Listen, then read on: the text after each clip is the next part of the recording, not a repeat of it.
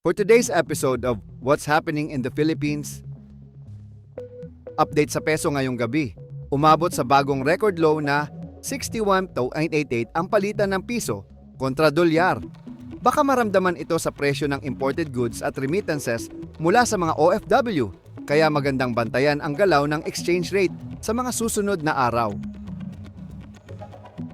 Sa weather update ngayong gabi, may bagong low pressure area na pumasok sa PAS at posible itong maging tropical depression.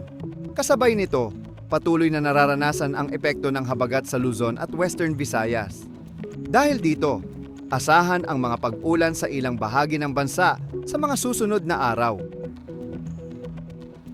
Balita sa local elections. Wala na ang second place rule ayon sa Supreme Court.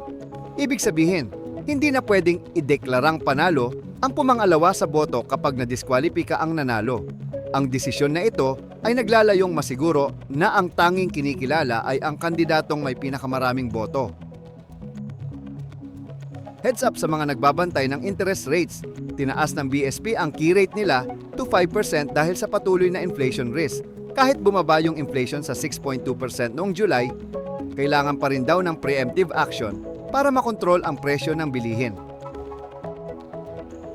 Sa Bangsamoro Region, naghahanda ang PNP para sa seguridad ng nalalapit na parliamentary elections sa September 14. Kasabay nito, magaganap ang debate ng 13 political parties sa August 27 para talakayin ang kanilang mga plataporma.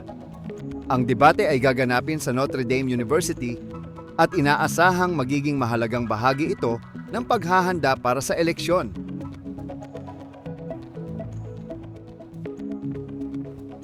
Bantayan yung Pag-asa Advisory bukas para sa update sa bagong LPA at Southwest Monsoon.